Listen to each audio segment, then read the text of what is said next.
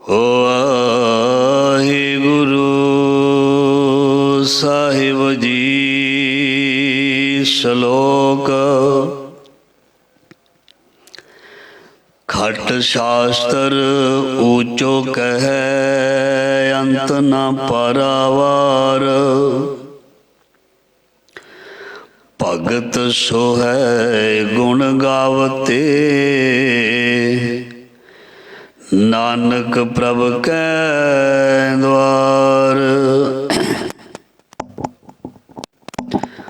ਪੌੜੀ। ਖਟਸਟਮ ਖਟ ਸ਼ਾਸਤਰ ਕਹੇ, ਸਿਮਰਤ ਕਥੈ ਅਨੇਕ। ਊਤਮ ਊਚੋ ਪਾਰ ਬ੍ਰਹਮ, ਗੁਣ ਅੰਤ ਨ ਜਾਣਹਿ ਸੀਖ। ਨਾਰਦ ਮੁਨ ਜਨ ਸੁਖ ਬਿਆਸ, ਜਸ ਗਾਵਤ ਗੋਬਿੰਦ। ਰਸ ਗੀਧੈ ਹਰਸ਼ੋਂ ਬੀਧੇ, ਭਗਤ ਰਚੇ ਭਗਵੰਤ। ਮੋਹ ਮਾਨ ਭਰਮ ਬਿਨਸਿਓ, ਪਾਈ ਸ਼ਰਨ ਦਿਆਲ। ਚਰਨ ਕਮਲ ਮਨ ਤਨ ਵਸੈ, ਦਰਸ਼ਨ ਦੇਖ ਨਿਹਾਲ। ਲਾਭ ਮਿਲੈ ਟੋਟਾ ਹਿਰੈ, ਸਾਧ ਸੰਗ ਲਿਵ ਲਾਇ। ਖਾਟ ਖਜ਼ਾਨਾ ਗੁਣ ਨਿਧ ਹਰੇ, ਨਾਨਕ ਨਾਮ ਧਿਆਇ। ਆਵਹੁ ਸਿੱਖ ਸਤਿਗੁਰੂ ਕੇ ਪਿਆਰੇ ਹੋ, ਗਾਵਹੁ ਸੱਚੀ ਬਾਣੀ।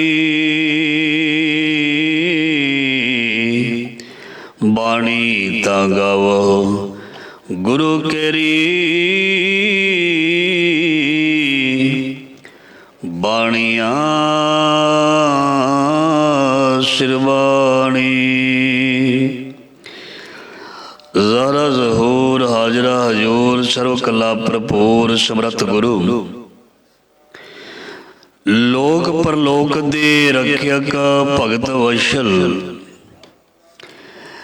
ਗਿਆਨ ਦਾ ਸਾਗਰ ਬਾਣੀ ਕੇ ਵੋਹਿਤ। ਦਸਾਂ ਪਾਤਸ਼ਾਹੀਆਂ ਦੀ ਜੋਤ, ਭਗਤਾਂ ਪਿਆਰਿਆਂ ਦੀ ਜੋਤ। ਧੰਨ ਧੰਨ ਸ੍ਰੀ ਗੁਰੂ ਗ੍ਰੰਥ ਸਾਹਿਬ ਜੀ ਮਹਾਰਾਜ। ਸਤਿਗੁਰਾਂ ਦੀ ਪਾਵਨ ਪਵਿੱਤਰ ਗੋਦ ਹਜ਼ੂਰੀ ਦੇ ਵਿੱਚ ਗੁਰੂ ਸ਼ਬਦ ਦੇ ਨਾਲ ਸਤ ਸੰਗਤ ਜੀ ਜੁੜ ਬੈਠੇ ਹਾਂ। ਬਿਸਰ ਗਈ ਸਭ ਤਾਤ ਭਰਾਈ, ਜਬ ਤੇ ਸਾਧ ਸੰਗਤ ਮੋਹਿ ਪਾਈ।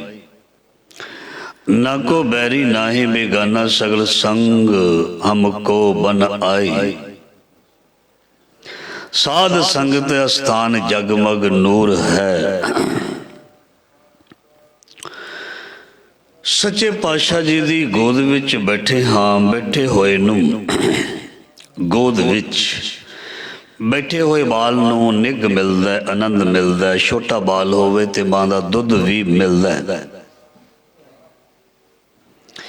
ਬਾਣੀ ਵਿੱਚ ਲਿਖਿਆ, ਜਦੋਂ ਅਸੀਂ ਗੁਰੂ ਦੇ ਬੱਚੇ ਬਣ ਕੇ ਗੁਰੂ ਦੀ ਗੋਦ ਵਿੱਚ ਬਹਿੰਦੇ ਹਾਂ, ਸਾਨੂੰ ਵੀ ਖੀਰ ਮਿਲਦੀ ਹੈ, ਦੁੱਧ ਮਿਲਦਾ, ਭੋਜਨ ਮਿਲਦਾ। ਬਾਣੀ ਵਿੱਚ ਇਸ ਤਰ੍ਹਾਂ ਲਿਖਿਆ, ਪ੍ਰਤ ਪਾਲੇ ਬਾਰਕ ਕੀ ਨਿਆਈ, ਜੈਸੇ ਮਾਤ ਪਿਤਾਈ।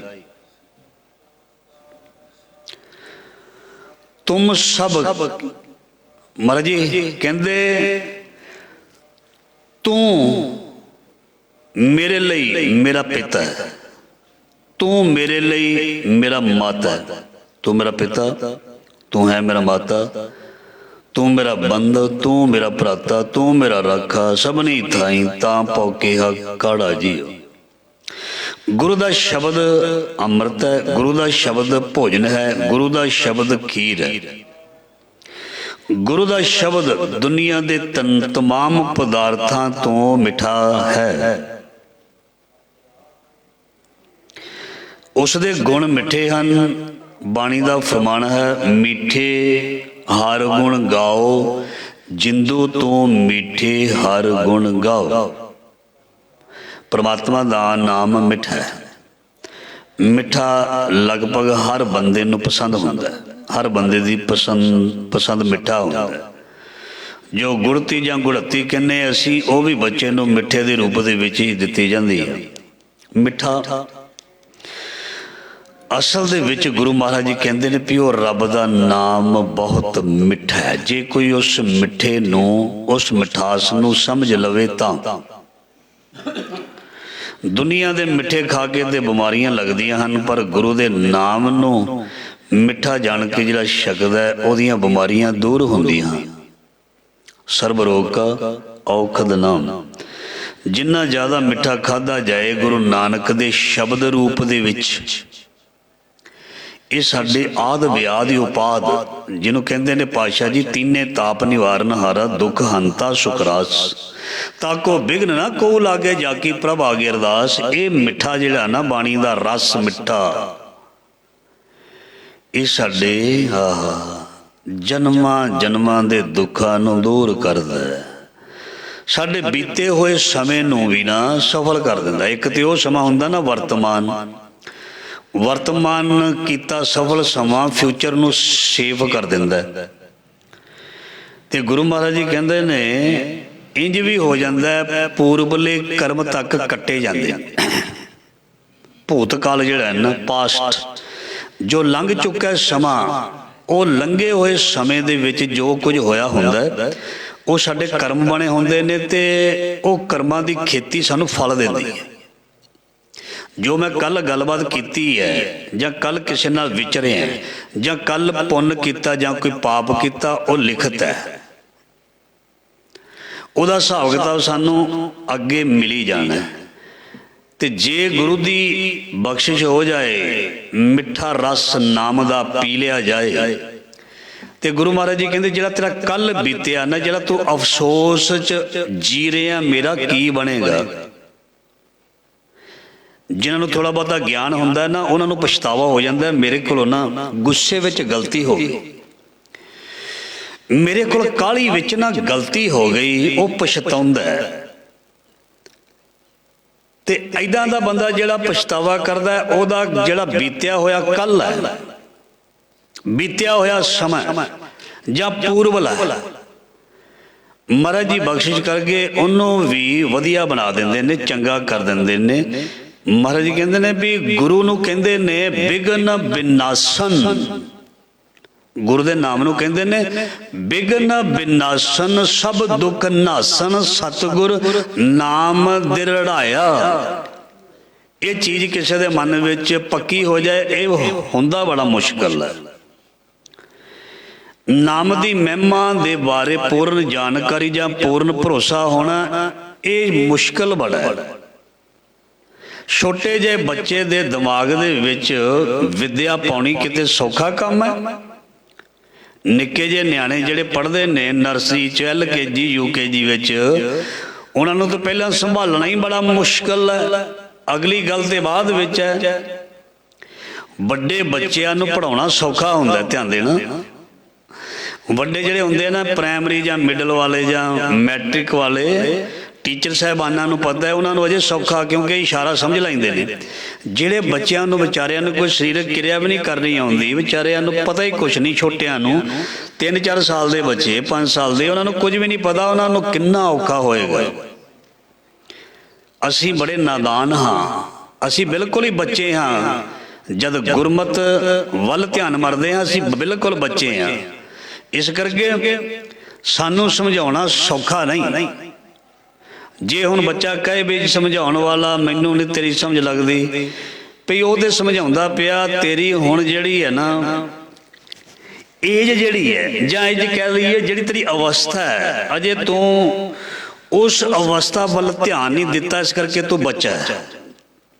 ਤੈਨੂੰ ਮਿਹਨਤ ਬਹੁਤ ਚਾਹੀਦੀ ਹੈ, ਤੇਰੇ ਲਈ ਬਹੁਤ ਮਿਹਨਤ ਚਾਹੀਦੀ ਹੈ, ਤੈਨੂੰ ਬਹੁਤ ਜ਼ਿਆਦਾ ਸੁਣਾਉਣਾ ਪਏਗਾ, ਤੇਰਾ ਬਹੁਤ ਧਿਆਨ ਰੱਖਣਾ ਪਏਗਾ, ਤੇ ਫਿਰ ਹੌਲੀ ਹੌਲੀ ਤੂੰ ਵਧੇਗਾ। ਇਸ ਕਰਕੇ हम बारक तुम पिता हमारे, हम बारक तुम पिता हमारे, तुम मुख देवो खीरा। खीर का मतलब नाम रस। हम खिले सब लाड लडावे, तुम सद गुणी गहीरा। सो असी बच्चे बन के ना गुरु तो सीखना। बच्चे नूं सिखाउण दे लई सामने वाला तत्पर रहिंदा है। जे कोई आखे मैं सियाणा, वो फिर कहते भी चल तू तो फिर सियाणा ही है, तेनों की सिखाउणा।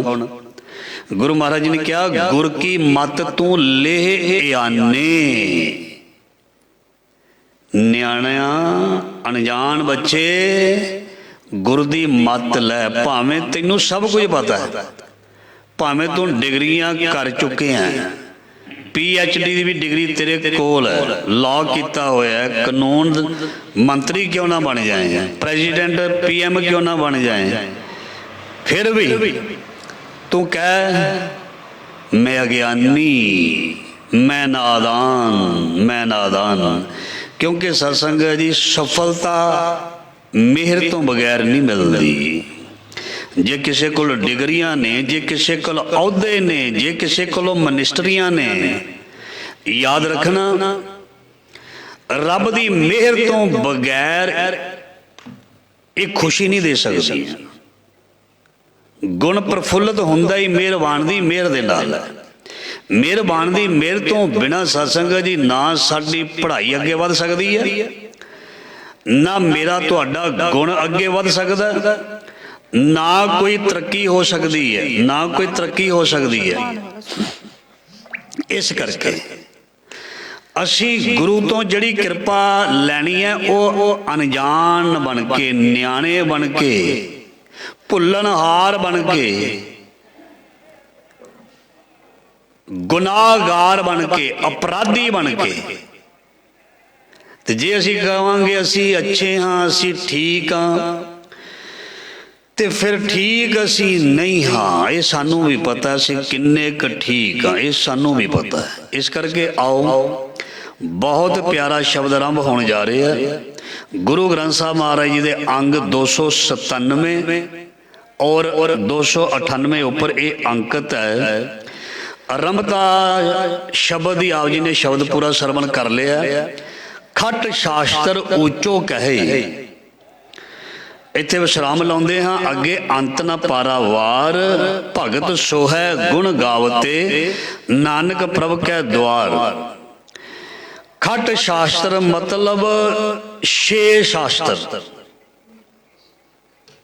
जंज भी कह सकते हैं दुनिया के तमाम ग्रंथ।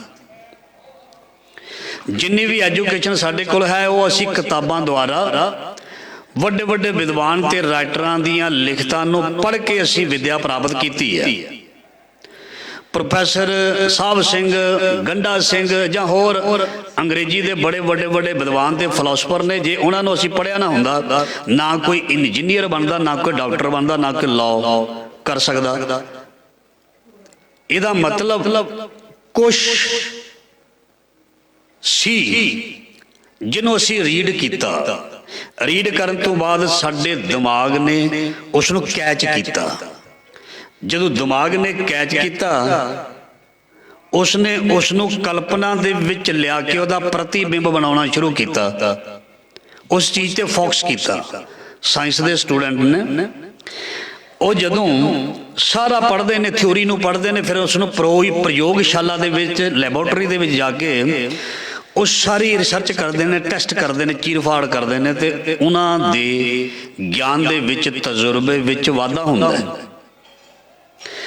असी धर्म नूं मनण दे विच गुरेज करते हैं, असी सच नूं मनण तो पिछे हटते हैं भी यह की कम है, कोई चंगा काम करया करो। ऐदां भी मैं किसी को सुनिया भी किहड़ा काम तुसीं कर लावे। कोई बजुर्ग मैनूं कहंदा वो किहड़े काम 'च पै गए, मैं कहा भी मैनूं तो चंगा ही लगदा है, तैनूं ना चंगा लगदा होवे तेरी अपनी सोच है।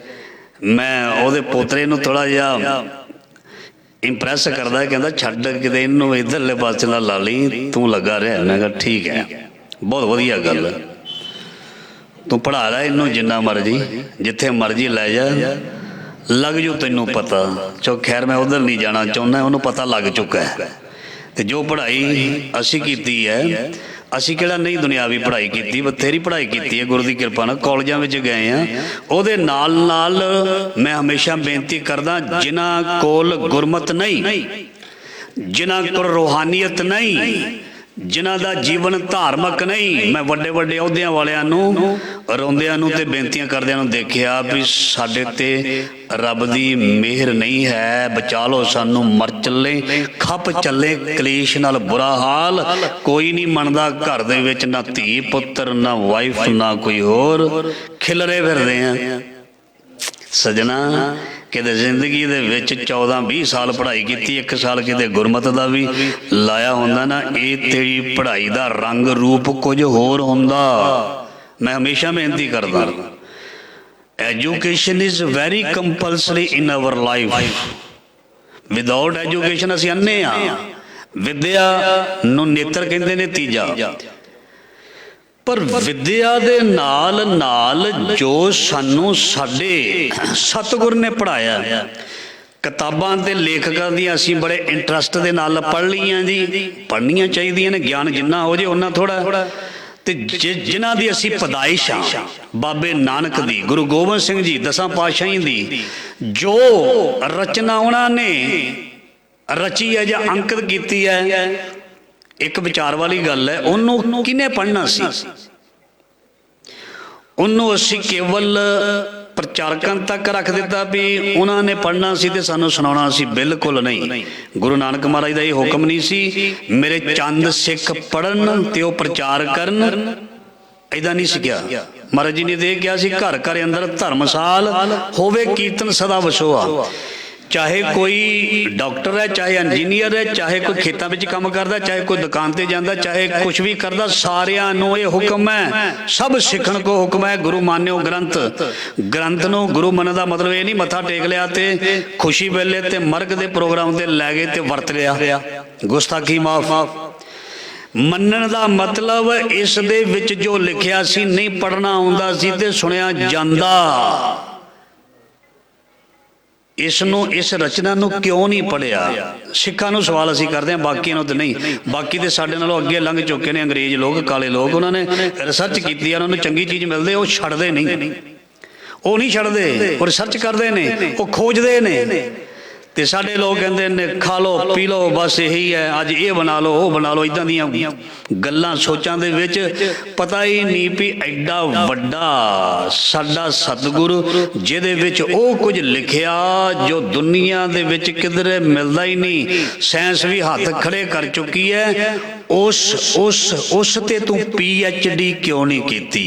हर सिख नूं करनी चाहिए है, डिग्री है बहुत वड्डी, पर जो सिख टच हो जाता है ना गुरबाणी दे नाल, जदों उसकी आत्मक अवस्था बनती है, जद बजर कपाट का ताला खुलता है, जद सच ते झूठ की पहचान आती है, वो डिग्री है। जद सबना दे विच मालक दिसन लगता है, जदों अंदर दया का प्रचार ते प्रसार होंदा है, वो एक डिग्री है। और डिग्री कोई बाहरों लेके नहीं देनी भी तेनों हाथ में फड़ा देनी। ब्रह्म ज्ञान आत्मक अवस्था जिहड़ी है, ये अंदर की गल है, ये रिटर्न दे विच नहीं आउंदी। जे कोई कहे तेनों रिटर्न लिख दिता, तू जा ब्रह्म ज्ञानी खोल लै अपना कोई दुकान खोल लै, ये इदां दी गल नहीं। रूहानीयत जिहड़ी है, अध्यात्मकवाद जिहड़ा है, ये अंदर दी गल है, अंदर दी गल अंदरों ही जानी जाती है, ते जिसनों पता लग जाता है वो दूसरे नूं जना सकता है, पर इहदे लई समा लगता है। सो आरंभ हुई पंक्ति, खट शास्त्र ऊंचो कहे अंत ना पारावार। महाराज जी कहते ग्रंथ जिहड़े ने, शास्त्र जिहड़े ने उच्ची उच्ची कह रहे ने, वो परमात्मा दा कोई दूजा पारला बन्ना नहीं, ओदी हद नहीं, वो बेअंत है। मैं पिछे भी बेनती की सी, गुरु अर्जन देव जी ने ये सारे ग्रंथां नूं रीड कीता, इन्हां नूं पढ़िया, सब कुछ देखिया, तो ये बारे भी सुखनी साहब भी तुसी सारी विचार सरवण कर चुके, सब कुछ लिखिया महाराज जी ने। इस करके महाराज जी फिर उदाहरण दे रहे हैं, खट शास्त्र ऊंचो कहे अंत ना पारावार। वो परमात्मा जिहड़ा है बहुत बहुत गुणवान है, बहुत ही वड्डा है, गुणां दा अंत ही कोई नहीं। इस करके ओदी हद नूं मिनना मापना ये अज्ञानता होएगी, कोई माप नहीं सकता उस। तू बेअंत को बिरला जान। जिसने जान लिया ਉਹਦੀ कई गल ते लोगों ने असर नहीं किया, कहते रौला पांदा है। जिसने जान लिया पछाण लिया, उच्ची उच्ची लोगों ने दसिया एक ओंकार सतनाम, उन्हें उच्ची उच्ची आके क्या, उन्हें बई दे विच चुब्भी लाई, उन्हें उच्ची उच्ची सच का उपदेश दिता। दुनिया नूं यह भी सुनाया जिस रब नूं लभदे फिरदे हो जंगलों दे विच, ओहदा नाम है एक ओंकार सतनाम करता पुरख निरभौ निर्वैर अकाल मूरत अजूनी सैभं गुर प्रसाद। कहंदे इनू डंडे मारो, बाबे नानक नूं भजाओ, बट्टे मारो। सिद्ध जोगी कहंदे साडी रोजी रोटी विच लत्त मारन वाला आ गया। असीं ते ठगना सी लोकां नूं, असीं ते लोटे अगे रख रख के लोकां नूं भरम दे विच पा के ते ठगना सी, ठगना सी। ते ए बाबा ते सच सुनाई जांदा, इस करके बाबे दे विरोधी हुण जो मैं तुहाडे नाल सच की गल करदा, कर्मकांड की गल करदा, जे कोई नगर दे विच पंडित जिहड़ा जोशी होएगा वो मैनूं लाइक करेगा, कदी भी नहीं पसंद करेगा। तो जिहड़ी चीज़ तो मैं तुहाडे नाल विचार करदा ये चीज़ माड़ी है, जिहड़ा उसका सेवन करदा है मैनूं चंगा कहेगा, कदी भी नहीं। जे मैं कल्ले शब्द पढ़दे आ तो मैनूं सारे चंगे कहणगे, बहुत चंगा कीर्तन बहुत वधिया करदा। तो जे शब्द नूं खोजिया जावे, मैं हमेशा बेनती कीती ਉਹਦੇ ਵਿੱਚ ਸਾਡੀਆਂ ਸਾਰੀਆਂ ਕਮੀਆਂ ਦੂਰ ਹੁੰਦੀ। ਆਂਦੇ ਅਸੀਂ ਕਾਹਦੇ ਵਾਸਤੇ ਆ? ਕਮੀਆਂ ਨੂੰ ਦੂਰ ਕਰਨ ਵਾਸਤੇ। ਜਿਹੜਾ ਸਾਡੇ ਨੁਕਸ ਦੱਸਦਾ ਨਾ ਉਹ ਸਾਡਾ ਮਿੱਤਰ ਹੈ। ਮਹਾਰਾਜ ਜੀ ਕਹਿੰਦੇ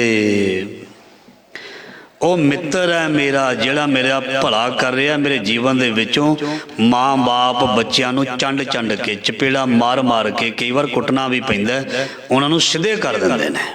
ਤੇ ਜਦੋਂ ਉਹ ਵੱਡੇ ਹੋ ਜਾਂਦੇ ਨੇ ਉਹ ਸੋਚਦੇ ਨੇ ਮੈਨੂੰ ਕੁੱਟ ਪਈ ਸੀ, ਸਹੀ ਵਾਸਤੇ ਪਈ ਸੀ, ਮੈਂ ਵਿਗੜ ਜਾਣਾ ਸੀ, ਮੈਂ ਉਸ ਗਲੀ 'ਚ ਚੱਲਾ ਸੀ, ਮੈਂ ਉਸ ਲੜਕੇ ਨਾਲ, ਮੈਂ ਉਸ ਲੜਕੀ ਨਾਲ ਚੱਲੀ ਸੀ, ਜੇ ਮੈਂ ਚੱਲ ਜਾਂਦੀ ਮੇਰੀ ਬਦਨਾਮੀ ਹੋ ਜਾਣੀ ਸੀ। ਮੇਰੀ ਮਾਂ ਨੇ ਮੇਰੇ ਚਪੇੜ ਤਾਂ ਮਾਰੀ, ਮੇਰੇ ਬਾਪ ਨੇ ਮੈਨੂੰ ਤਾਂ ਕੁੱਟਿਆ ਵੀ ਉਹ ਅੱਛੇ ਨਹੀਂ ਸਨ। ਤੇ ਅੱਜ ਮੈਨੂੰ ਪਤਾ ਲੱਗਦਾ ਵਾਕਈ ਜੇ ਮੇਰੇ ਮਾਂ ਬਾਪ ਨੇ ਮੈਨੂੰ ਡੱਕਿਆ, ਮੈਨੂੰ ਝੜਕਿਆ ਤੇ ਸਹੀ ਕੀਤਾ। ਇਸੇ ਕਰਕੇ ਜੇ ਗੁਰੂ ਝੜਕੇ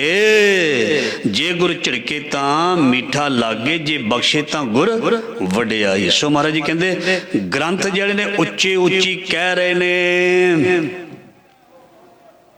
ਪਰ ਮਹਾਰਾਜ ਜੀ ਕਹਿੰਦੇ ਬੇਵਕੂਫ ਸੁਣਦਾ ਨਹੀਂ। ਇਹ ਬਾਣੀ ਵਿੱਚ ਲਿਖਿਆ, ਮੈਂ ਤੁਹਾਨੂੰ ਸੁਣਾਉਣਾ। ਮਹਾਰਾਜ ਜੀ ਕਹਿੰਦੇ ਇਹਨੂੰ ਵਾਰ-ਵਾਰ ਮਹਾਰਾਜ ਜੀ ਕਹਿੰਦੇ ਨੇ ਇਹ ਮੂਰਖ, ਇਹ ਬੇਵਕੂਫ। ਇਹ ਤੁਸੀਂ ਇਹ ਨਾ ਸਮਝਣਾ ਭਾਈ ਸਾਹਿਬ ਖਰੇ ਆਪਣੇ ਕੋ ਕਹਿੰਦੇ ਮੈਂ ਪੰਕਤੀ ਸੁਣਾਉਣਾ ਤੁਹਾਨੂੰ ਨਾਲ, ਫਿਰ ਪਤਾ ਲੱਗ ਜਾਏਗਾ ਵੀ ਮੂਰਖ ਬੇਵਕੂਫ ਕੌਣ ਰਿਹਾ, ਮੈਂ ਕਹਿ ਰਿਹਾ ਜਾਂ ਗੁਰੂ। ਮਹਾਰਾਜ ਜੀ ਕਹਿੰਦੇ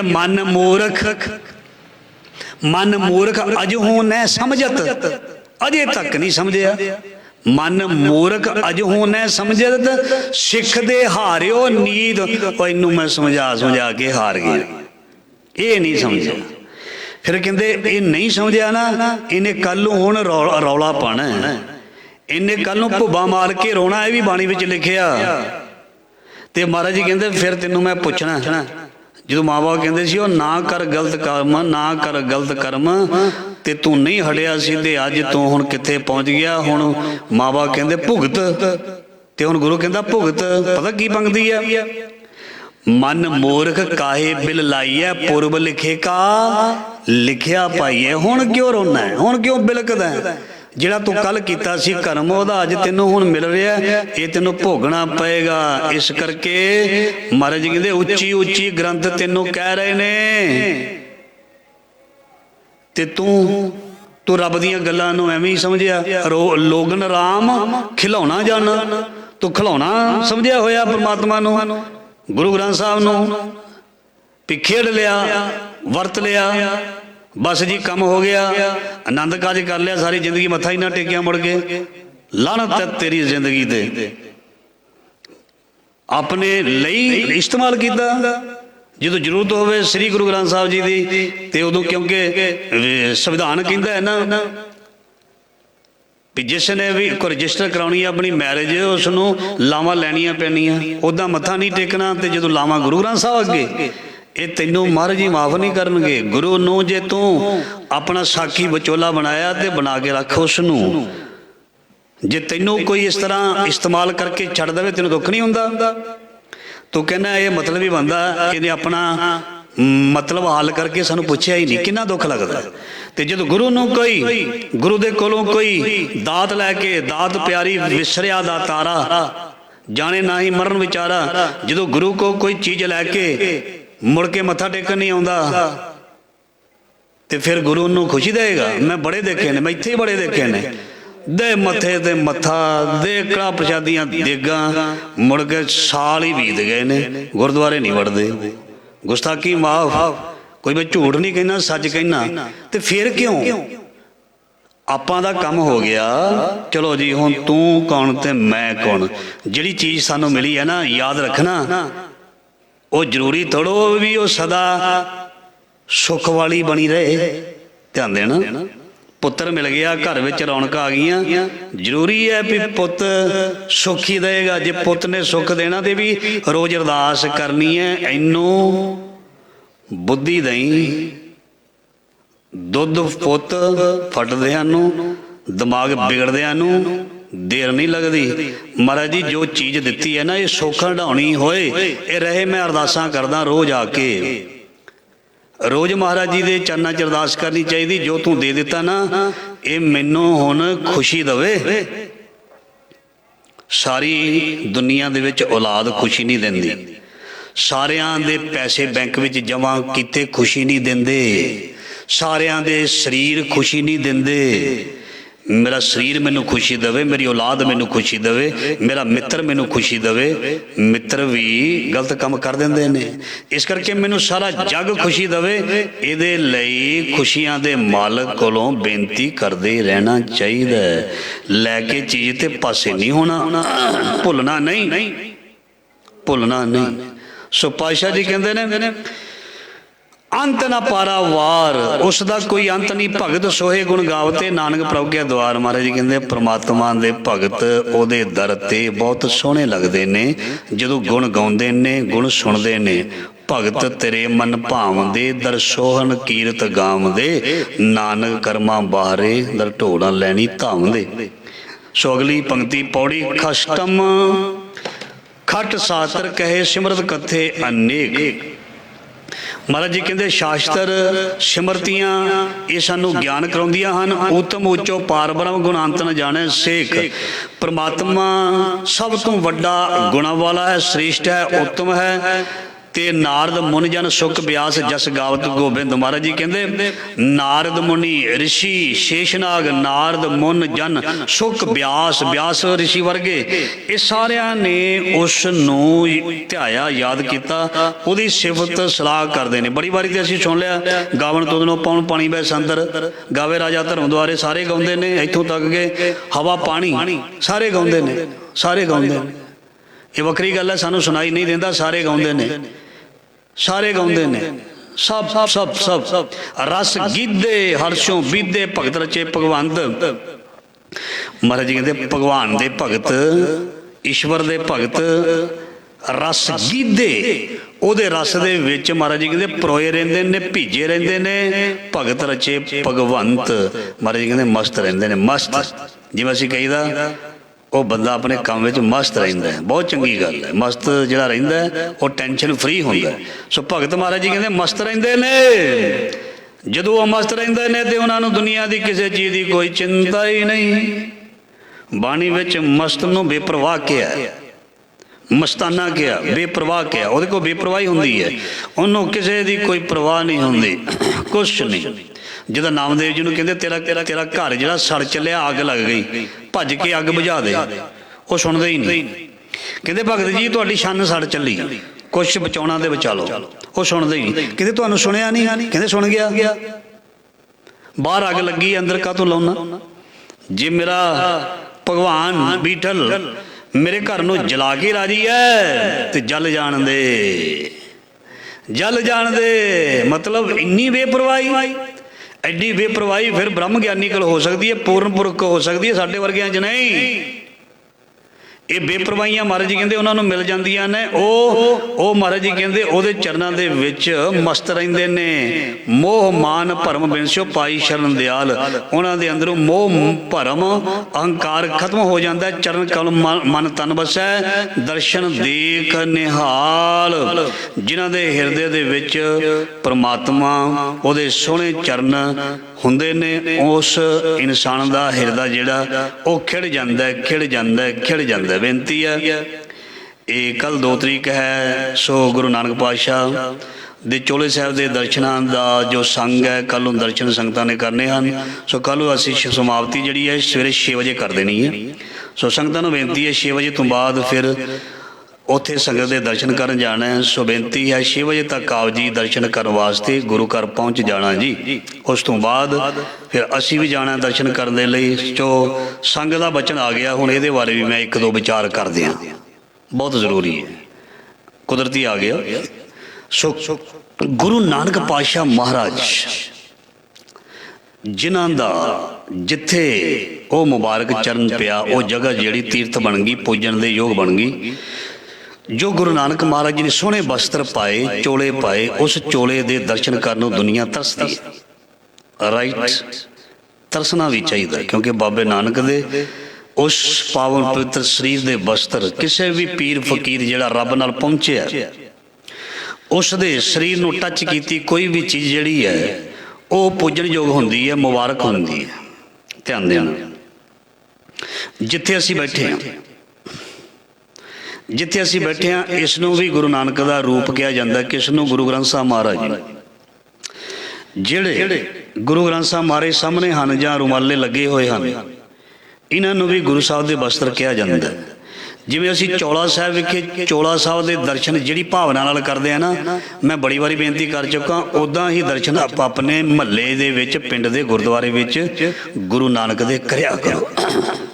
ਇਹ ਗੁਰੂ ਨਾਨਕ ਮਹਾਰਾਜ ਦਾ ਅਸੀਂ ਪੁਸ਼ਾਕਾ ਕਹਿੰਦੇ ਹਾਂ। ਮਹਾਰਾਜ ਤੁਹਾਨੂੰ ਸੁੰਦਰ ਪੁਸ਼ਾਕੇ ਪਹਿਨਾਏ ਗਏ, ਅੰਗੀਕਾਰ ਕਰਨੇ ਸੇਵਕਾਂ ਦੇ ਲੋਕ ਪਰਲੋਕ ਦੇ ਪਰਦੇ ਕੱਜਣੇ, ਇਹ ਆਖੀਦਾ। ਬੜੇ ਮਹਿੰਗੇ ਮਹਿੰਗੇ ਨਾ ਲੋਕ ਹਰਿਮੰਦਰ ਸਾਹਿਬ ਵੀ ਇਹ ਰੁਮਾਲਾ ਸਾਹਿਬ ਦਿੰਦੇ ਨੇ। ਚਲੋ ਆਪਣੀ ਆਪਣੀ ਸ਼ਰਧਾ ਹੈ। ਜੇ ਕਿਸੇ ਨੂੰ ਮਹਾਰਾਜ ਜੀ ਨੇ ਕਿਰਪਾ ਕੀਤੀ ਹੈ, ਧਨ ਦੌਲਤਾਂ ਦਿੱਤੀਆਂ ਨੇ, ਉਹ ਲੱਖ ਲੱਖ 2-2 ਲੱਖ ਰੁਪਏ ਦੇ ਵੀ ਉੱਥੇ ਭੇਟ ਕਰਦੇ ਨੇ, ਬੜੀ ਚੰਗੀ ਗੱਲ ਹੈ। ਪਰ ਮੈਂ ਬੇਨਤੀ ਕਰ ਰਿਹਾ, ਗੁਰੂ ਗ੍ਰੰਥ ਸਾਹਿਬ ਮਹਾਰਾਜ ਜੀ ਦਾ ਜਿੱਥੇ ਵੀ ਸਰੂਪ ਹੈ, ਜਿੱਥੇ ਵੀ ਹੈ, ਉਹ ਗੁਰੂ ਮਹਾਰਾਜ ਜੀ ਦੀ ਬਾਣੀ ਜਿਹੜੀ ਹੈ, ਗੁਰੂ ਪਾਤਸ਼ਾਹ ਦੇ ਅੰਗ ਆਖਿਆ ਸੀ, ਅੰਗ ਬੋਲਦੇ ਹਾਂ, ਅੰਗ 1, ਅੰਗ 10, ਅੰਗ 20। ਤੇ ਗੁਰੂ ਮਹਾਰਾਜ ਜੀ ਦੇ ਇਹ ਜੋ ਰੁਮਾਲਾ ਸਾਹਿਬ ਹੁੰਦੇ ਨੇ, ਮਹਾਰਾਜ ਜੀ ਦਾ ਚੋਲਾ ਹੁੰਦਾ, ਮਹਾਰਾਜ ਜੀ ਦੇ ਵਸਤਰ ਹੁੰਦੇ ਆ, ਇਸ ਕਰਕੇ ਇਹ ਵੀ ਬਹੁਤ ਪਵਿੱਤਰ ਹੁੰਦੇ ਨੇ। ਇਹਨਾਂ ਦੇ ਵੀ ਦਰਸ਼ਨ ਕਰਿਆ ਕਰੋ ਭਾਵਨਾ ਦੇ ਨਾਲ। ਸੋ ਸਾਡੀ ਹਾਜ਼ਰੀ ਜਿਹੜੀ ਹੈ ਉਹ ਸੱਚੀ ਲੱਗ ਜਾਏਗੀ। ਸੋ ਹੁਣ ਸਾਧ ਸੰਗਤ ਜੀ ਅਸੀਂ ਪੁੰਨਦਾਨ ਕਰਦੇ ਹਾਂ, ਬੜੀਆਂ ਸੇਵਾਵਾਂ ਚੱਲ ਰਹੀਆਂ ਸੱਜੇ ਖੱਬੇ, ਬਹੁਤ ਖੁਸ਼ੀ ਦੀ ਗੱਲ ਹੈ। ਗੁਰੂ ਮਹਾਰਾਜ ਜੀ ਤਿਲ ਤਿਲ ਭੇਟਾ ਕੀਤਾ ਨਾ, ਸਭ ਦਾ ਪ੍ਰਵਾਨ ਕਰੇ। ਪਰ ਮੇਰਾ ਫਰਜ਼ ਬਣਦਾ, ਜੇ ਗੁਰੂ ਮਹਾਰਾਜ ਜੀ ਨੇ ਸਾਨੂੰ ਪ੍ਰਚਾਰਕ ਬਣਾਇਆ, ਸੱਚੀ ਗੱਲ ਅਸਲੀਅਤ ਜਿਹੜੀ ਸਾਹਮਣੇ ਰੱਖਣੀ ਚਾਹੀਦੀ। ਅਸੀਂ ਸੰਗਤਾਂ ਨੂੰ ਮਠਿਆਈਆਂ ਛਕਾਈਏ ਮੁਬਾਰਕ, ਫਰੂਟ ਛਕਾਈਏ ਮੁਬਾਰਕ, ਸਭ ਕੁਝ ਛਕਾਈਏ, ਬਹੁਤ ਚੰਗੀ ਗੱਲ। ਛਕਾਓ, ਰੱਜ ਰੱਜ ਛਕਾਓ। ਕਿਸੇ ਨੇ 50,000 ਖਰਚਣਾ, ਕਿਸੇ ਨੇ ਲੱਖ ਖਰਚਣਾ, ਕਿਸੇ ਨੇ 5 ਲੱਖ ਖਰਚਣਾ। ਮੇਰੀ ਇੱਕ ਬੇਨਤੀ ਹੈ, ਮੇਰੀ ਇੱਕ ਬੇਨਤੀ ਹੈ, ਬਹੁਤ ਜ਼ਰੂਰੀ, ਜਿੱਥੇ ਕੋਈ ਲੱਖ ਖਰਚਦਾ ਉਹ 10-20 ਹਜ਼ਾਰ ਨਾ ਕਿਸੇ ਗਰੀਬ ਤੇ ਵੀ ਜ਼ਰੂਰ ਖਰਚੇ। 1 ਅਪ੍ਰੈਲ ਤੋਂ ਨਾ ਬੱਚਿਆਂ ਦੀਆਂ ਕਲਾਸਾਂ ਸ਼ੁਰੂ ਹੋ ਜਾਂਦੀਆਂ ਸਕੂਲਾਂ ਦੇ ਵਿੱਚ। ਇੰਨੇ ਸਾਡਾ ਦੇਸ਼ ਅਮੀਰ ਨਹੀਂ ਹੈ। ਤੁਸੀਂ ਕਿਸੇ ਬੱਚੇ ਦੀ ਕੋਈ ਫੀਸ ਜਾਂ ਕਿਸੇ ਦੀਆਂ ਕਿਤਾਬਾਂ ਜਾਂ ਕਿਸੇ ਨੂੰ ਵਰਦੀ ਵੀ ਲੈ ਕੇ ਦਿਓ, ਉੱਧਰ ਲੰਗਰ ਵੀ ਲਾਓ, ਬੜੀ ਵਧੀਆ ਗੱਲ ਹੈ। ਕਿਸੇ ਗਰੀਬ, ਕਿਸੇ ਲੋੜਵੰਦ ਦੀ ਲੋੜ ਪੂਰੀ ਕਰ ਦਿਓ। ਜੇ ਇੱਕ ਬੰਦਾ ਵੀ ਇੱਦਾਂ ਮੈਂ ਕਹਿੰਦਾ ਕਰਨਾ ਸ਼ੁਰੂ ਕਰ ਜਾਵੇ ਤੇ ਕਈਆਂ ਦਾ ਭਲਾ ਹੋ ਸਕਦਾ। ਜੇ ਕਿਸੇ ਕੋਲ ਇਲਾਜ ਲਈ ਪੈਸੇ ਨਹੀਂ, ਤੜਫਦਾ ਫਿਰਦਾ, ਉਹਨੂੰ ਦਰਜਨ ਸੰਤਰੇ ਚਾਹੀਦੇ ਨੇ, ਦਵਾਈ ਚਾਹੀਦੀ ਹੈ, ਗੁਸਤਾਖੀ ਮਾਫ, ਲੌਜਿਕ ਹੈ ਜਾਂ ਨਹੀਂ, ਉਹਨੂੰ ਸੰਤਰੇ ਵੀ ਖਵਾ ਦਿਓ, ਉਹਨੂੰ ਲੰਗਰ ਵੀ ਛਕਾ ਦਿਓ ਤੇ ਉਹਨੂੰ ਦਵਾਈ ਵੀ ਲੈ ਦਿਓ। ਉਹ ਕਹੇਗਾ ਵੀ ਜੇ ਕਿਸੇ ਦਾ ਜੀਵਨ ਹੀ ਨਹੀਂ ਰਿਹਾ ਤੇ ਉਹਨੇ ਲੰਗਰ ਕਿੱਥੇ ਪਾਉਣਾ ਜੀ? ਪੇਟ ਵਿੱਚ ਰੋਟੀ ਨਹੀਂ ਬਚਦੀ ਵੀ ਉਹਨੇ ਪਾਉਣੀ ਕਿੱਥੇ ਹੈ? ਪਹਿਲਾਂ ਉਹਨੂੰ ਠੀਕ ਕੀਤਾ ਜਾਏ। ਕੋਈ ਬਿਮਾਰ ਬੰਦਾ ਹੈ, ਕੋਈ ਟੈਸਟ ਨਹੀਂ ਕਰਾ ਸਕਦਾ, ਮਹਿੰਗਾ, ਉਹਦਾ ਟੈਸਟ ਕਰਾ ਦਿੱਤਾ ਜਾਏ। ਕਿਉਂ ਨਹੀਂ ਲੱਭਦੇ? ਬਥੇਰੇ ਲੱਭ ਜਾਂਦੇ ਨੇ। ਨਹੀਂ ਲੱਭਦੇ ਤੇ ਲੱਭ ਦਿੰਦੇ ਆ। ਲੋੜਵੰਦ ਬਹੁਤ ਨੇ, ਲੋੜਵੰਦ ਦੀ ਮਦਦ ਕੀਤੀ ਜਾਏ। ਮੈਂ ਪਿਛਲੇ ਸਾਲ ਵੀ ਬੇਨਤੀ ਕੀਤੀ ਸੀ। ਇੱਕ ਹੋਰ ਬਹੁਤ ਵੱਡੀ ਸੇਵਾ ਹੈ, ਉਹ ਹੈ ਗੁਰਬਾਣੀ ਦਾ ਪ੍ਰਚਾਰ ਤੇ ਪ੍ਰਸਾਰ। ਧਾਰਮਿਕ ਪੁਸਤਕਾਂ ਵੇਲੇ ਵੇਲੇ ਨਾ ਸਟਾਲ ਲੱਗਦੇ ਨੇ, 1-2 ਸਟਾਲ ਲੱਗਣੇ ਨੇ। ਲੰਗਰ ਦੇ ਸਟਾਲ ਲੱਗਣੇ ਨੇ 1000, ਤੇ ਪੁਸਤਕਾਂ ਦੇ ਤੁਸੀਂ ਮੈਨੂੰ ਭਾਵੇਂ ਕੱਲ੍ਹ ਨੂੰ ਦੱਸ ਦਿਓ, ਪਰਸੋਂ 2 ਜਾਂ 3 ਲੱਗਣੇ ਨੇ। ਕਿੰਨੇ % ਹੋ ਗਿਆ? ਇੰਨੇ ਲੱਗਣੇ ਨੇ। ਇਤਿਹਾਸ ਇੰਨਾ ਸਾਡੇ ਕੋਲ। ਸੋ ਜੋ ਲੰਗਰ ਲਾਉਂਦੇ ਨੇ ਲਾਉਣ, ਬਹੁਤ ਵਧੀਆ ਗੱਲ ਹੈ। ਉਹਦੇ ਨਾਲ ਕੋਈ ਧਰਮ ਦੇ ਨਾਲ ਸੰਬੰਧਿਤ ਪੁਸਤਕਾਂ ਦਾ ਵੀ ਲੰਗਰ ਲਾਵੇ।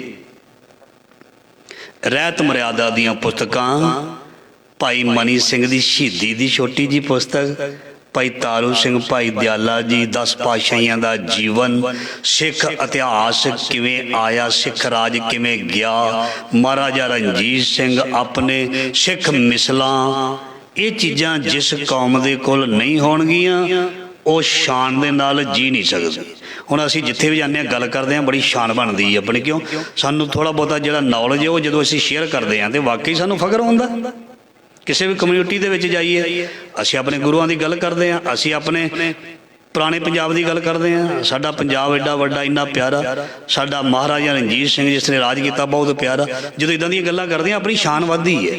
ਸੋ ਇਸ ਕਰਕੇ ਇਹਦੇ ਲਈ ਸਾਨੂੰ ਇਤਿਹਾਸ ਸੁਣਨਾ, ਪੜ੍ਹਨਾ ਬਹੁਤ ਜ਼ਰੂਰੀ ਹੈ। ਇਹਦੇ ਲਈ ਧਾਰਮਿਕ ਪੁਸਤਕਾਂ, ਇਹ ਜਿਹੜੀਆਂ NRI ਵੀਰ ਜਿਹੜੇ ਬਾਹਰੋਂ ਇੱਥੇ ਸੇਵਾ ਕਰਦੇ ਨੇ, ਅੱਡੇ ਤੇ ਉਹਨਾਂ ਦੇ 1-2 ਸਟਾਲ ਲੱਗਦੇ ਨੇ, ਉਹਨਾਂ ਦਾ ਬਹੁਤ ਧੰਨਵਾਦ।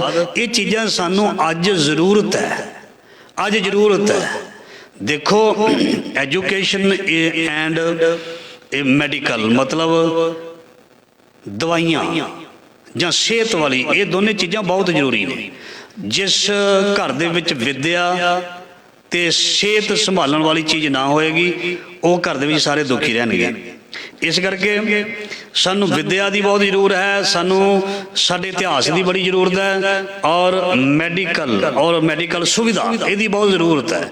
ਦਵਾਈਆਂ, ਇਹ ਬਹੁਤ ਜ਼ਰੂਰਤ ਹੈ, ਕਿਉਂਕਿ ਅੱਜ ਦੇ ਯੁੱਗ ਵਿੱਚ ਜੋ ਅਸੀਂ ਖਾ ਰਹੇ ਹਾਂ, ਪੀ ਰਹੇ ਹਾਂ, ਇਹ ਇੱਕ ਜ਼ਹਿਰ ਦੇ ਨਾਲ ਭਰੀਆਂ ਹੋਈਆਂ ਸਾਰੀਆਂ ਚੀਜ਼ਾਂ। ਚੰਗੇ ਭਲੇ ਬੰਦੇ ਜਿਹੜੇ ਨੇ, ਉਹ ਸ਼ੂਗਰ ਦੇ ਮਰੀਜ਼ ਹੋ ਰਹੇ ਨੇ, BP ਦੇ ਮਰੀਜ਼ ਹੋ ਰਹੇ ਨੇ। ਚੰਗੇ ਭਲੇ ਜਿਹੜੇ ਕੁਝ ਖਾਂਦੇ ਪੀਂਦੇ ਹੀ ਨਹੀਂ, ਉਹਨਾਂ ਨੂੰ ਚੱਕਰ ਆਉਂਦੇ ਨੇ। ਵਾਏ ਕਿਉਂ? ਉਹਦੇ ਵਿਚਾਰੇ ਖਾਂਦੇ ਹੀ ਸਹੀ ਹੈ, ਬਿਲਕੁਲ ਸਹੀ ਹੈ, ਬੜੀ ਸਾਦਗੀ ਨਾਲ ਜਿਉਂਦੇ ਨੇ। ਉਹ ਕਿਉਂ ਬਿਮਾਰੀਆਂ ਉਹਨਾਂ ਨੂੰ ਘੇਰ ਰਹੀਆਂ ਨੇ? ਮਤਲਬ ਜੋ ਕੁਛ ਅਸੀਂ ਖਾਂਦੇ ਹਾਂ, ਉਹ ਜਿਹੜਾ ਸਹੀ ਨਹੀਂ ਹੈ। ਅਸੀਂ ਕੀ ਖਾਣਾ? ਜਿਹੜੇ ਕੁਛ ਵੀ ਨਹੀਂ ਖਾਂਦੇ ਨੇ, ਜਿਹੜੇ ਵੈਜੀਟੇਰੀਅਨ ਨੇ, ਉਹਨਾਂ ਨੇ ਕੀ ਖਾਣਾ? ਉਹ ਦੁੱਧ ਦਹੀਂ ਖਾਂਦੇ ਨੇ। ਹੁਣ ਦੁੱਧ ਦਹੀਂ ਜੇ ਸਾਨੂੰ ਚੰਗਾ ਨਹੀਂ ਮਿਲੇਗਾ ਤਾਂ ਸਾਨੂੰ ਬਿਮਾਰੀਆਂ ਲੱਗਣਗੀਆਂ, ਪੇਟ ਖਰਾਬ ਹੁੰਦੇ ਨੇ। ਇਸ ਕਰਕੇ ਮੈਂ ਬੇਨਤੀ ਕਰ ਰਿਹਾ ਸੀ, ਜਿੱਥੇ ਗੁਰੂ ਦੇ ਲੰਗਰਾਂ ਦੇ ਵਿੱਚ ਅਸੀਂ ਪ੍ਰਸ਼ਾਦੇ ਛਕਾਉਣੇ ਨੇ, ਹੋਰ ਕਈ ਤਰ੍ਹਾਂ ਦੀਆਂ ਮਠਿਆਈਆਂ ਚੀਜ਼ਾਂ ਛਕਾਉਣੀਆਂ ਨੇ, ਉੱਥੇ ਸਾਧ ਸੰਗਤ ਜੀ ਧਾਰਮਿਕ ਪੁਸਤਕਾਂ ਤੇ ਕਿਸੇ ਦੇ ਇਲਾਜ ਦਾ ਧਿਆਨ ਰੱਖ ਲੈਣਾ ਚਾਹੀਦਾ। ਇਹ ਜਿਹੜੀ ਬਹੁਤ ਵੱਡੀ ਸੇਵਾ ਹੋਏਗੀ। ਜੇ ਕੋਈ ਸੁਣਦਾ, ਕੋਈ ਵੀ ਸੁਣਦਾ, ਉਹ ਥੋੜ੍ਹਾ ਬਹੁਤਾ ਇਸ 'ਤੇ ਜ਼ਰੂਰ ਆਪਣਾ ਧਿਆਨ ਦੇਵੇ। ਜੇ ਕਿਸੇ ਨੂੰ ਕੋਈ ਧਾਰਮਿਕ ਪੁਸਤਕ ਚਾਹੀਦੀ ਹੈ, ਜਿੰਨੀਆਂ ਵੀ ਮੇਰੇ ਕੋਲ ਹੈਗੀਆਂ, ਤੁਸੀਂ ਮੇਰੇ ਕੋਲ ਮੰਗ ਸਕਦੇ ਹੋ। ਜਿਹੜੇ ਲਾਈਵ ਸੁਣਦੇ ਨੇ ਜਾਂ ਜਿਨ੍ਹਾਂ ਤੱਕ ਮੈਸੇਜ ਪਹੁੰਚੇ, ਉਹ ਮੇਰੇ ਕੋਲ ਪਰਸਨਲੀ ਆ ਕੇ ਲੈ ਸਕਦੇ ਹੋ। ਸੋ ਕੰਟੈਕਟ ਕਰ ਸਕਦੇ ਹੋ। ਨੰਬਰ ਸਾਰੇ ਦਿੱਤੇ ਹੁੰਦੇ ਨੇ ਫੇਸਬੁੱਕ ਦੇ ਵੀ। ਤੁਸੀਂ ਮੇਰੇ ਕੋਲ ਪੁੱਛ ਕੇ ਜਿਹੜੀ ਕੋਈ ਚਾਹੀਦੀ ਹੈ, ਸੋ ਉਹ ਤੁਹਾਨੂੰ ਵੱਧ ਤੋਂ ਵੱਧ ਕੋਸ਼ਿਸ਼ ਕਰਾਂਗੇ ਤੁਹਾਨੂੰ ਪੁਸਤਕ ਦੇਣ ਦੀ। ਸੋ ਇਹ ਬਹੁਤ ਜ਼ਰੂਰੀ ਹੈ। ਸੋ ਆਖਰੀ ਪੰਕਤੀ ਪੜ੍ਹ ਕੇ ਸਮਾਪਤੀ ਕਰਾਂ। ਲਾਭ ਮਿਲੇ। ਦੇਖੋ ਪੰਕਤੀ ਵੀ ਅਗਲੀ ਇੱਦਾਂ ਦੀ ਆ ਗਈ, ਲਾਭ ਮਿਲੇ। ਲਾਭ ਕਿੱਦਾਂ? ਖਾਣ ਪੀਣ ਨਾਲ ਥੋੜ੍ਹਾ ਮਿਲਦਾ। ਜ਼ਿਆਦਾ ਖਾ ਲਿਓ ਤੇ ਫਿਰ ਸਾਧ ਸੰਗਤ ਜੀ ਨਾਲ ਹੀ ਡਾਕਟਰ ਕੋਲ ਦਵਾਈ ਲੈਣ ਵੀ ਜਾਣਾ ਪੈਣਾ। ਜ਼ਿਆਦਾ ਨਾ ਖਾਣਾ, ਸਾਵਧਾਈ। ਕਿਉਂਕਿ ਸਿਆਣੇ ਕਹਿੰਦੇ ਨੇ, ਗੁਰੂ ਘਰ ਦੀਆਂ ਰੋਟੀਆਂ 3 ਕੰਮ ਕਰੇਨ, ਬੁੱਧੀ ਮਾਰਨ, ਬੁੱਧੀ ਖਰਾਬ ਹੁੰਦੀ ਹੈ, ਤੇ ਉਦਮ ਨਹੀਂ ਕਰਨ ਦਿੰਦੀਆਂ, ਹੱਡ ਖੋਰਨ। ਬੁੱਧੀ ਮਾਰਨ, ਹੱਡ ਖੋਰਨ, ਉਦਮ ਕਰਨਾ ਦੇਣ, ਭਜਨ ਕਰਨਾ ਦੇਣ। ਇਸ ਕਰਕੇ ਅੱਗੇ ਵੀ ਬੇਨਤੀ ਕੀਤੀ ਹੈ, ਜਿਹੜਾ ਫਰੀ ਦਾ, ਸੰਗਤ ਦਾ, ਅਰਦਾਸਾਂ ਦਾ, ਇਹ ਬੜੀ ਧਿਆਨ ਦੇ ਨਾਲ ਛਕਣਾ ਪੈਂਦਾ। ਇਹਦੇ ਲਈ ਸੇਵਾ ਕਰਨੀ ਪੈਂਦੀ, ਇਹਦੇ ਲਈ ਸਿਮਰਨ ਕਰਨਾ ਪੈਂਦਾ, ਇਹਦੇ ਲਈ ਗੁਰੂ ਦਾ ਸ਼ੁਕਰਾਨਾ ਕਰਨਾ ਪੈਂਦਾ ਹੈ। ਇਸ ਕਰਕੇ ਇਕੱਠਾ ਕਰਨ ਨੂੰ ਜਿੰਨਾ ਮਰਜ਼ੀ ਮੈਂ ਵੀ ਕਰ ਸਕਦਾ, ਤੁਸੀਂ ਵੀ ਕਰ ਸਕਦੇ ਹੋ, ਉਹਨੂੰ ਪਹੁੰਚਾਉਣਾ ਬੜਾ ਔਖਾ ਹੈ। ਇਸ ਕਰਕੇ ਜਿੰਨਾ ਕੋਈ ਪਹੁੰਚਾ ਸਕਦਾ, ਬਾਣੀ ਵਿੱਚ ਲਿਖਿਆ ਰੋਜ਼ ਸ਼ਾਮ ਨੂੰ ਪੜ੍ਹਦੇ ਹਾਂ, ਜੇ ਕੋ ਖਾਵੈ ਜੇ ਕੋ ਪਹੁੰਚਿਆ ਤਿਸਕਾ ਹੋਏ ਉਧਾਰੋ। ਵੈਸੇ ਇਹਦਾ ਮਤਲਬ ਹੈ ਗੁਰਬਾਣੀ ਦੇ ਨਾਲ ਵੀ ਗੁਰਬਾਣੀ ਰੂਪੀ ਭੋਜਨ ਜਿਹੜਾ ਛਕਦਾ, ਪਰ ਇਹਦੀ ਅਸੀਂ ਸੰਸਾਰੀ ਉਦਾਹਰਨ ਵੀ ਦੇ ਸਕਦੇ ਹਾਂ ਵੀ ਜਿਹੜਾ ਸੰਸਾਰੀ ਭੋਜਨ ਜਾਂ ਪਦਾਰਥ ਨੇ ਉਹਨਾਂ ਨੂੰ ਵੀ ਅਸੀਂ ਤਰੀਕੇ ਦੇ ਨਾਲ ਛਕਣਾ ਤਾਂ ਜੋ ਬਿਮਾਰ ਨਾ ਹੋ ਜਾਈਏ। ਕਿੰਨੇ ਲੰਗਰ ਚੱਲਦੇ ਨੇ, ਕਿੰਨੀਆਂ ਵੈਰਾਈਟੀਆਂ ਕੱਲ੍ਹ ਹੋਣੀਆਂ ਨੇ। ਧਿਆਨ ਰੱਖਣਾ ਆਪਣੀ ਸਿਹਤ ਦਾ, ਔਰ ਜਿੰਨਾ ਥੋੜਾ ਛਕੋਗੇ ਓਨਾ ਹੀ ਸਰੀਰ ਸਹੀ ਰਹੇਗਾ। ਸੋ ਮਹਾਰਾਜ ਕਹਿੰਦੇ ਲਾਭ ਮਿਲੈ ਟੋਟਾ ਹਿਰੇ ਸਾਧ ਸੰਗ ਲਿਵ ਲਾਏ। ਮਹਾਰਾਜ ਕਹਿੰਦੇ ਸੰਗਤ ਵਿੱਚ ਪ੍ਰਭੂ ਦੇ ਚਰਨਾਂ ਵਿੱਚ ਮਨ ਲਾ ਕੇ ਆਤਮਿਕ ਜੀਵਨ ਰੂਪੀ ਲਾਭ ਮਿਲ ਜਾਂਦਾ ਹੈ। ਵਿਕਾਰਾਂ ਪਾਸੇ ਜਿਹੜਾ ਮਨ ਜਾਂਦਾ ਹੈ, ਆਤਮਿਕ ਜੀਵਨ ਵਿੱਚ ਘਾਟ ਪੈਦਾ ਕਰਦਾ ਹੈ। ਮਹਾਰਾਜ ਕਹਿੰਦੇ ਉਹ ਘਾਟ ਦੂਰ ਹੋਣੀ ਸ਼ੁਰੂ ਹੋ ਜਾਂਦੀ ਹੈ। ਲਾਭ ਮਿਲੇ ਟੋਟਾ ਹਿਰੇ, ਜਿਹੜਾ ਆਤਮਿਕ ਜੀਵਨ ਦੀ ਤੋਟ ਹੁੰਦੀ ਹੈ ਨਾ, ਉਹ ਦੂਰ ਹੋ ਜਾਂਦੀ ਹੈ। ਸਾਧ ਸੰਗ ਲਿਵ ਲਾਏ, ਜਿਹੜਾ ਸਾਧ ਸੰਗਤ ਨਾਲ ਲਿਵ ਲਾਉਂਦਾ ਹੈ, ਮਤਲਬ ਸ਼ਬਦ ਨਾਲ ਜੁੜਦਾ ਹੈ। ਖਾਟ ਖਜ਼ਾਨਾ ਗੁਣ ਨਿਧ ਹਰੇ ਨਾਨਕ ਨਾਮ ਧਿਆਏ। ਪਾਤਸ਼ਾਹ ਜੀ ਕਹਿੰਦੇ ਖਾਟ ਖਜ਼ਾਨਾ, ਖਾਟ ਦਾ ਮਤਲਬ ਖੱਟੀ ਕਰਨੀ, ਖੱਟੀ ਕਰਨੀ ਮਤਲਬ ਇਕੱਠਾ ਕਰਨਾ, ਜਮ੍ਹਾਂ ਕਰਨਾ। ਕੀ? ਨਾਮ ਦਾ ਖਜ਼ਾਨਾ। ਅੰਮ੍ਰਿਤ ਨਾਮ ਨਿਧਾਨ ਹੈ ਮਿਲ ਪੀਵੋ ਭਾਈ। ਅੰਮ੍ਰਿਤ ਦੇ ਖਜ਼ਾਨੇ ਨੂੰ ਆਪਣੇ ਹਿਰਦੇ ਦੇ ਵਿੱਚ ਇਕੱਠਾ ਕਰਨਾ। ਖਾਟ ਖਜ਼ਾਨਾ ਗੁਣ ਨਿਧਾਰੇ, ਗੁਣਾਂ ਦੇ ਖਜ਼ਾਨੇ ਨੂੰ ਆਪਣੇ ਅੰਦਰ ਇਕੱਠਾ ਕਰ। ਨਾਨਕ ਨਾਮ ਧਿਆਏ, ਨਾਨਕ ਦੇ ਨਾਮ ਨੂੰ ਧਿਆ ਕੇ ਇਹ ਖਜ਼ਾਨਾ ਇਕੱਠਾ ਕਰ। ਸੋ ਸਾਧ ਸੰਗਤ ਜੀ, ਇਹ ਸੀ ਅੱਜ ਦੇ ਲੜੀਵਾਰ ਸ਼ਬਦ ਦੀ ਬੜੀ ਪਿਆਰੀ ਵਿਚਾਰ ਜੋ ਮਹਾਰਾਜ ਜੀ ਨੇ ਕਿਰਪਾ ਕਰ ਸੇਵਾ ਲਈ ਹੈ। ਇਸ ਦਾ ਭਾਵ ਅਰਥ ਸਾਡੇ ਹਿਰਦੇ ਵਿੱਚ ਵਸੇ ਔਰ ਸਾਡਾ ਸਭ ਦਾ ਭਲਾ ਹੋਵੇਗਾ। ਕਿਉਂਕਿ ਬਾਣੀ ਨੂੰ ਜਿਸ ਨੇ ਸਤ ਕਰਕੇ ਮੰਨਿਆ, ਜਿਸ ਨੇ ਪ੍ਰੈਕਟੀਕਲ ਰੂਪ ਦੇ ਵਿੱਚ ਮੰਨਿਆ, ਭਲਾ ਉਸ ਦਾ ਹੀ ਹੋਇਆ। ਜਿਸ ਨੇ ਕੇਵਲ ਪੜ੍ਹਿਆ, ਜਿਸ ਨੇ ਕੇਵਲ ਸੁਣਾਇਆ, ਕੇਵਲ ਪੜ੍ਹਿਆ, ਕੇਵਲ ਸੁਣਿਆ ਜਾਂ ਸੁਣਾਇਆ, ਉਸ ਦੇ ਜੀਵਨ ਵਿੱਚ ਤਬਦੀਲੀ ਨਹੀਂ ਆਈ। ਉਹਦੇ ਜੀਵਨ ਵਿੱਚ ਤਬਦੀਲੀ ਨਹੀਂ ਆਈ। ਜਿਨ੍ਹਾਂ ਨੇ ਕਿਨਕਾ ਏਕ ਜਿਸ ਜੀ ਵਸਾਵੇ ਤਾਂ ਕੀ ਮਹਿਮਾ ਗਣੀ ਨਹੀਂ ਆਵੇ। ਜਿਨ੍ਹਾਂ ਨੇ ਇੱਕ ਕਿਨਕੇ ਨੂੰ ਵਿਚਾਰ ਕੀਤਾ, ਇੱਕ ਕਿਨਕੇ ਨੂੰ ਅਪਣਾਇਆ, ਜਾਂ ਥੋੜ੍ਹੀ ਬਹੁਤੀ ਵੀ ਬਾਣੀ ਨੂੰ ਪੜ੍ਹ ਕੇ ਉਸ ਦਾ ਵਿਚਾਰ ਜਾਂ ਅਸਰ ਕੀਤਾ, ਮਹਾਰਾਜ ਜੀ ਕਹਿੰਦੇ ਉਹਨਾਂ ਦਾ ਭਲਾ ਹੋ ਗਿਆ। ਜਿਨ੍ਹਾਂ ਨੇ ਬਹੁਤਾ ਪੜ੍ਹਿਆ ਤੇ ਅਪਣਾਇਆ ਨਹੀਂ, ਆਪਣੇ ਜੀਵਨ ਵਿੱਚ ਢਾਲਿਆ ਨਹੀਂ, ਉਹ ਵਿਚਾਰੇ ਸਖਣੇ ਰਹਿ ਗਏ, ਉਸੇ ਤਰ੍ਹਾਂ ਰਹਿ ਗਏ ਜਿਵੇਂ ਪਹਿਲੇ ਸੀ, ਉਸ ਤਰ੍ਹਾਂ ਰਹਿ ਗਏ।